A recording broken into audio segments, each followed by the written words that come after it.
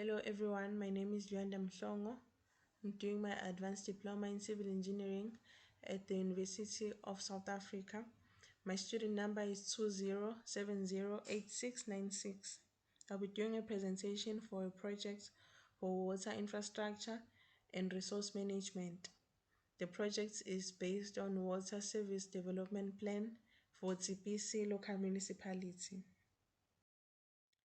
I've been appointed as a civil engineering technologist to make an analysis of a water supply project to be implemented by Tshipise local municipality. The project is intended to provide the water supply to six townships in line with its water service development plan. Here we have a general layout of the townships. We have six townships. We have Nyangwe River, which is the source on the locality plan. Moving on, we've been given information uh, from the Water Service Development Plan.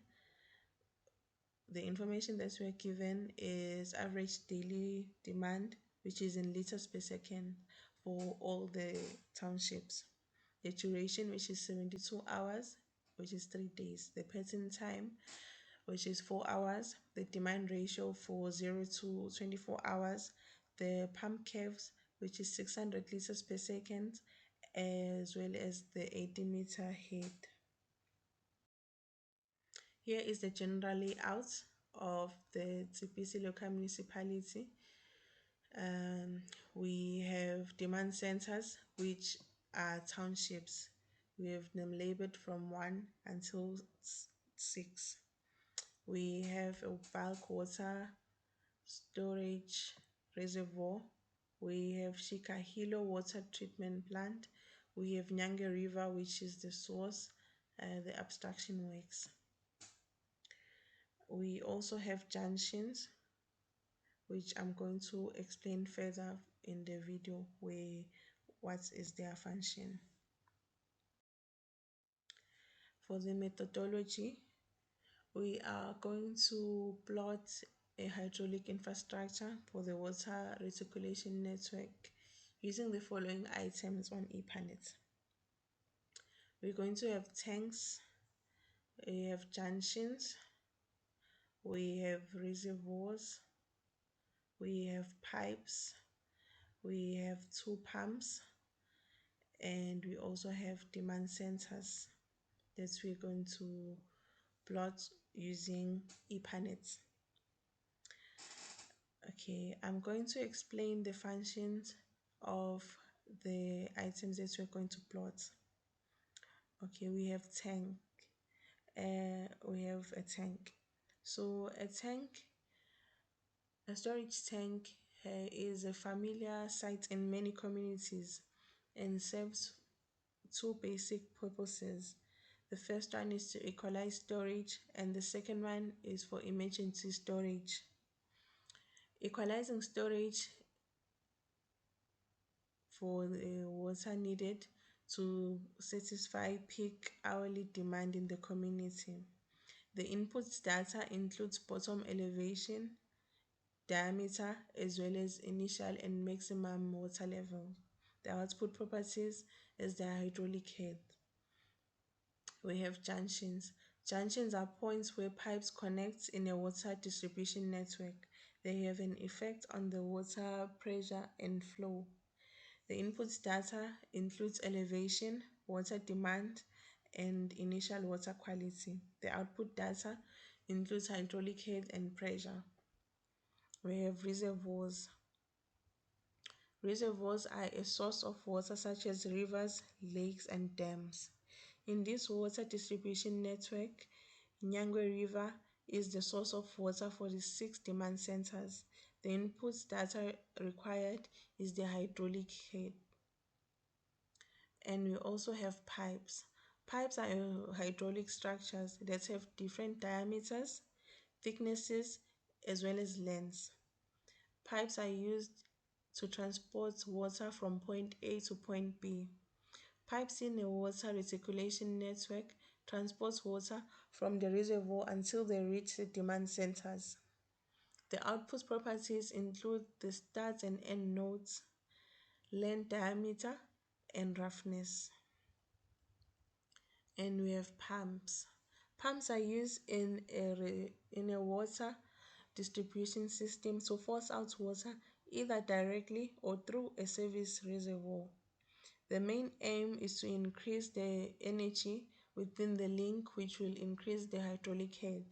The output properties include the pipe curve, start and end node. The output data include the flow and head gain. In this water distribution network, we will have two pumps. Ethernet is a software used in designing water distribution system. Ethernet stands for Environmental Protection Agency Network Tool. Ethernet can help design, manage, optimize, and understand the water system, as well as stimulating contamination threats and evaluate resilience to security threats or natural disasters. Ethernet is a public domain software that can be freely downloaded and used. Here we have preliminary data. We were given the elevations using the abstraction works at the Nyanga River as the datum. So here is the reduced levels for the abstraction works, the bulk storage reservoir, the demand centers, junctions, as well as the datum. So the datum, we're going to calculate that based on the Nyangwe River abstraction works that we were given. The outlet for the water treatment plant is below 5 meters. The datum to Shikahilo water treatment plant should be adjusted. So we're going to subtract the pressure head from the elevation head and get the 7 meters. So firstly, we are going to download Ethernet and use Ethernet settings. For hydraulic heads, the flow units should be in liters per second and use the Hazen-Williams equation. The time duration should be 72 hours for 3 days, pattern time 4 hours, and demand ratio 0 to 24 hours. For curves, we have pump curve volume, which is 600 liters per second, and for head we have 80 meters. Here is a demonstration of how it should look like on the app after inputting it. We have Ethernet pattern shown in this slide, and we also have the curves which have a flow of 600 and the head which is 84. Moving on, after inputting the pipes diameters as well as the elevations, we're going to do the first run. So on the first run, here it got unsuccessful, and the status was that there was no curve and no head curve or power rating for pump 11. So I did it the second time after fixing that. After adjusting that, I got negative pressures. So after getting negative pressures, I had to increase the pipe diameters.